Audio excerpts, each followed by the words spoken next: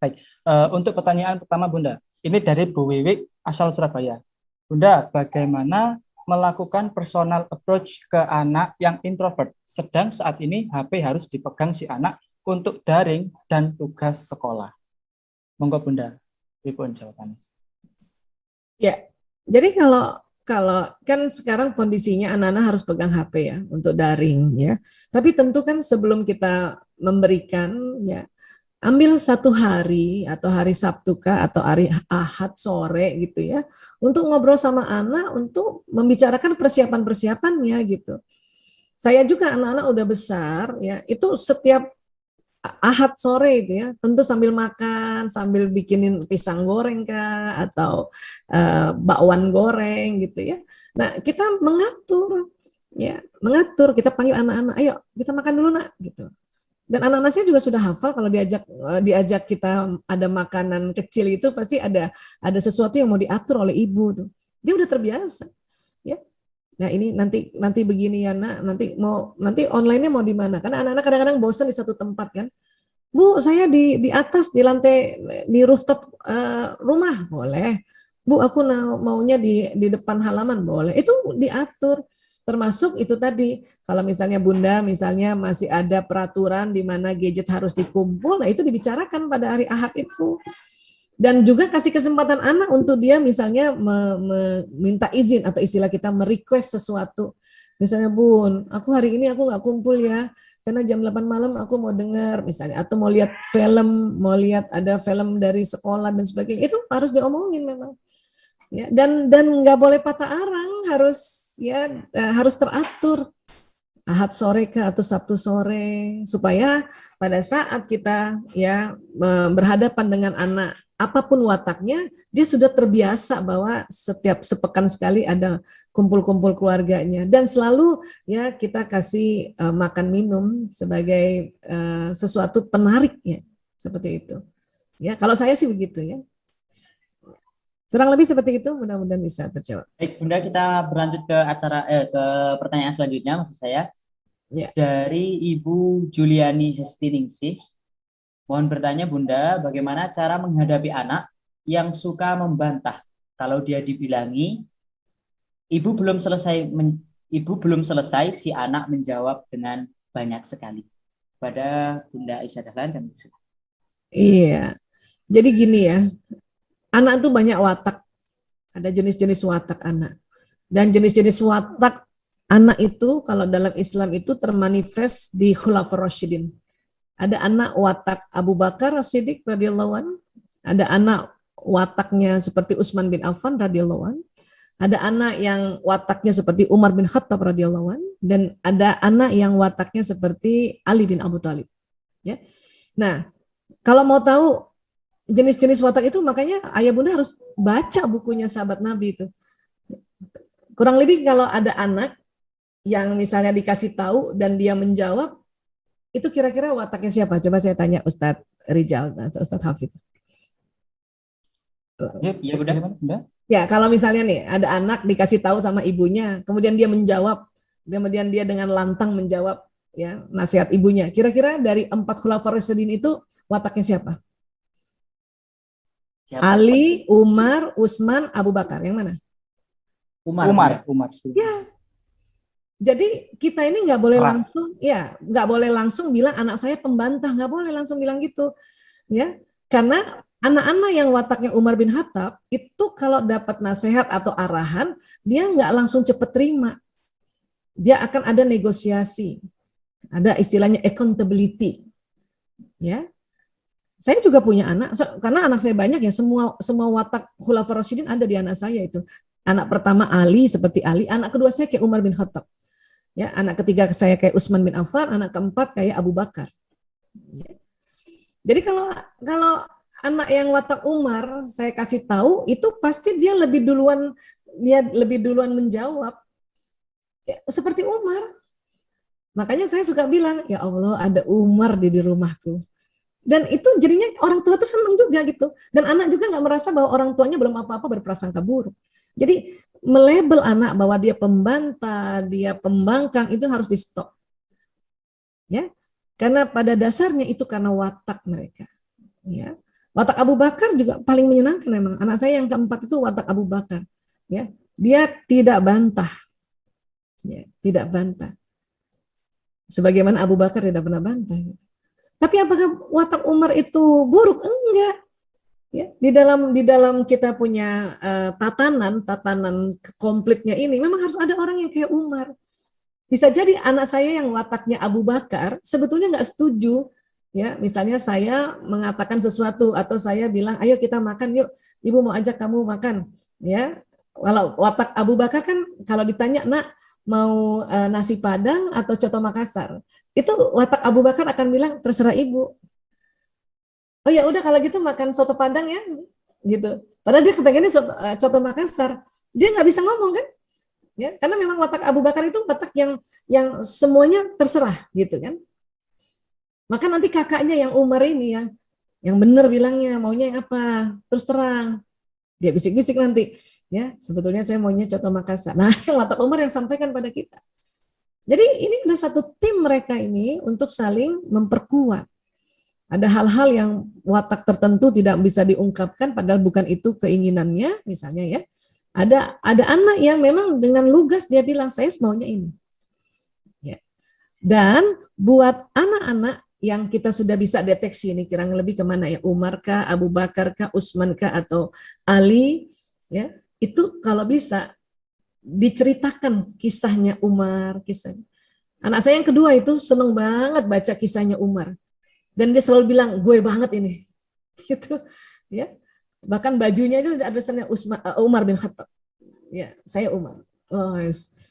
Jadi buat kita orang tua juga nggak mengecap anak ini buruk, bahwa mereka ini adalah ya cerminan dari watak-watak Khulafaur Rasyidin. Nah, walaupun watak-watak Khulafaur Rasyidin itu ada pada anak kita, nah, para Khulafaur Rasyidin juga harus beruswatun hasanah pada Rasulullah SAW. Gitu. Sebagaimana Umar, ya kalau ada kisahnya Umar kan yang dia marah-marah sama Hajar Aswad kan, hebat tuh. Ini kalau Nabi nggak cium, saya nggak mau cium, kan gitu ya? Iya. Umar adalah Umar, dia nggak mau cium, tapi karena Nabi cium, maka dia ikut. Itu Umar. Ya. Jadi sekali lagi Bunda, ya kalau ada anak kayak gini langsung bilang, ya Allah, anakku Umar bin Khattab ini sedang negosiasi. Gitu. Ya. Oke, kurang lebih seperti itu. Baik, terima kasih Bunda. Bang Hafid, Ya, mungkin kita lanjutkan satu pertanyaan lagi ya. sebelum nanti kita akhiri sesi tanya jawab untuk kali ini. Ya. Silakan Bang Hafid mungkin Baik, ditanyakan. Bunda, ini dari Bunda Agus. Izin bertanya, bagaimana menyikapi anak yang terlanjur neuronnya rusak karena game dan pornografi yang awalnya muncul secara tiba-tiba di iklan? Itu. Lalu ada lagi ini Bunda ya sekalian, insya Allah ini agak ini, bagaimana cara menyikapi anak yang keranjingan K-pop mengingat usianya masih SD? Mohon Bunda. Monggo Bunda. Ya, K-pop. Pertama kali anak lihat K-pop dari mana tuh? Itu juga perlu dicari itu dari mana. Yang iya, kadang game sama pornografi yang muncul tiba-tiba di iklan, sekarang juga K-pop juga ada. Ya. Mungkin secara tiba-tiba mungkin. Ya, itu namanya pop up ya, dia langsung muncul ya. Ya. Baik. Jadi tadi saya sudah sampaikan bahwa kalau anak kena pornografi kah, narkoba kah, ya langkah pertamanya itu tadi pakai Ali Imran 1 ya 59 tadi. Ya, minta ampun sama Allah, ya Allah, ampuni saya ya Allah, anak saya kok jadi seneng nonton pornografi atau seneng lihat K-pop ya Allah, ya. Kemudian minta lemah lembut, ya Allah berikan saya lemah lembut ya Allah. Terus maafkan anak kita ya Allah, saya maafkan fulan bin fulan ini ya Allah, atau fulana binti fulan dia lihat K-pop ya Allah. Dan mohonkan ampun baginya, ampuni dia ya Allah. Nah, baru ajak musyawarah. Ajak musyawarah lagi, tanya dulu. Kita jangan zaman sekarang ini karena parenting kita adalah parenting ala Nabi, prophetic parenting, di mana prophetic parenting itu tidak semena-mena. Nabi kalau jadi parents itu nggak semena-mena, tanya itu. Ya tanya. Jangan kayak orang tua kita zaman dulu, karena orang tua zaman dulu itu ya terwarnai dengan parenting pasca kolonial. Kolonial kan apa-apa harus disabet lah kita deh gitu ya. Nah, jadi ya tanya tadi, kamu kok senang K-pop itu kenapa sih? Pertama lihatnya dari mana? Cerita aja, cerita. Ya. Dan percayalah Bunda, ada masanya dia nggak nonton lagi tuh, bosen. Hal-hal yang seperti itu yang ya yang temporary kayak gitu itu bosan, nanti udah ditinggalin lagi, tinggalin lagi. Tapi kalau kita memarahi dia atau menghina dia atau pokoknya kita maki-maki dia, malah dia akan sengaja melakukannya. Kenapa? Karena kedendaman pada orang tua, bukan karena dia senang sama K-popnya atau dia lihat pornografi dan sebagainya gitu. Ya. Otaknya gimana otaknya? Otak begini otaknya. Otak itu ada 100 miliar. Ada 100 miliar. Kata para ahli, otak ini sambungan-sambungannya itu akan membentuk memori. Ya. Jadi kalau anak misalnya lihat pornografi, maka sambungan di otaknya itu ada memori pornografi. Ya. Merusak otak nggak? Satu, ada memori pornografi aja sebetulnya sudah mengganggu. Ya. Terus kalau kita bicara membahas tentang loncatan listrik di otak, pada saat anak melihat hal-hal yang terlalu ekstrim, ya bukan hanya pornografi ya, kejahatan, ya kemudian ada misalnya orang tua yang masukkan kepalanya anak ke dalam kolam air, itu bikin otak anak itu listriknya loncat dan terbakar, angus. Jadi bukan hanya pornografi aja. Melihat video-video yang negatif istilah kita ya, video-video yang ekstrim, atau bentakan orang tua, ya, atau hardikan orang tua, karena sebetulnya nggak sengaja menghardik karena kaget aja. Anak bawa gelas tiba-tiba jatuh, orang tuanya teriak, langsung sebut ya, kebodoh kamu misalnya gitu ya. Itu ada loncatan listrik di otaknya anak dan terjadi kalau loncatannya terlalu ekstrim jadi angus. Istilahnya angus istilahnya. Ya. Terus gimana dibetulinnya? Bisa dibetulin otak angus? Nggak bisa. Sel-sel otak itu ya dia beregenerasi 200 tahun sekali. Padahal umur belum sampai 200 tahun. Umur kita paling 70 tahun, ya paling lama 80 tahun. Atau Pangeran Philip kemarin 99 tahun. Ya. Terus gimana dong Mbak Isa? Ya sudah, kayak gitu. Terus kalau kita nanti mau memperbaikinya, kita hanya bisa menyambungkan neuron lain, ya, karena kabel saraf ini banyak sambungannya, Oke lah, yang sambungan di sini sudah rusak, tapi kan sambungan yang lain bisa kita buat sambungan yang baik. Makanya kita ya berikan arahan-arahan yang baik, berikan ya senyuman, berikan ya macam-macam hal yang baik supaya sambungan-sambungan neuron yang lain itu lebih baik gitu. Tetap dia masih ingat tentang dia pernah misalnya lihat pornografi, tetap hanya bisa ya sambungan baru dibuat sambungannya dengan hal-hal yang baik, sehingga kita bagaimana caranya supaya anak tidak senang pornografi ya, bagaimana caranya orang tua itu bikin nyaman dan aman pada anak sehingga anak lebih senang lihat orang tuanya, ngobrol sama orang tuanya, main sama orang tuanya daripada lihat pornografi. Itu lagi tantangan kita. Agar apa? Agar sistem saraf yang terlanjur hangus oleh pornografi, terlanjur ada memori tentang ya video-video buruk itu ya tercounter dengan memori kebaikan. Itu yang harus kita bikin. Ya.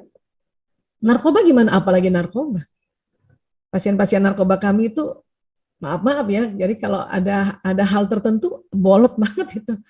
Karena betul-betul narkoba itu mengganggu sistem listrik di dalam otak manusia. Ya. Dia masih ingat terus nggak bandar narkobanya, di mana dia beli? Masih. Tapi kita mencoba merehabilitasi, mencoba ya memasukkan otak yang lain yang belum rusak itu dengan kebaikan-kebaikan. Masih bisa Bu Isa? Alhamdulillah masih. Karena kata para ahli, otak manusia dikasih masukan-masukan kebaikan, sampai umur 100 tahun pun ya otak belum lagi penuh kebaikan-kebaikan itu. Masih bisa. Kan cuman umur kita nggak sampai 100 tahun kan? Ya. Mau 100 tahun ayah bunda? Kalau nggak mau 100 tahun maunya berapa kalau gitu? Ya. Jadi sekali lagi alhamdulillah walaupun sel otak tidak bisa dibetulkan tetapi ada sambungan-sambungan potensi sambungan neuron yang masih banyak, maka teruslah bikin kebajikan padanya, teruslah ajarkan kebaikan yang baru lagi, teruskan arahkan ya, alihkan kepada kebaikan-kebaikan baru. Hanya bisa kayak gitu. Ya. Baik, terima kasih. Saya kembalikan pada Ustadz Rizal dan Hafiz. Oke, baik Bunda, mungkin kita akhiri dulu ya sesi tanya jawab kita pada hari ini. Sebenarnya masih banyak pertanyaan yang ingin Banyak kita sekali sampaikan. pertanyaan Ya, yang masuk, ya. tapi Tapi terkendala dengan waktu Iya, yang betul kita sekali. hadapi sekarang ini, mungkin kita akhiri dulu sesi tanya jawab kita pada kali ini. Baik, terima kasih atas materi dan juga jawaban-jawaban yang disampaikan pada Bunda Aisyah. Mungkin Bunda Sama-sama. Aisyah bisa menyampaikan sedikit closing statement kita sebelum ke acara penutupan dan juga doa. Monggo Bunda.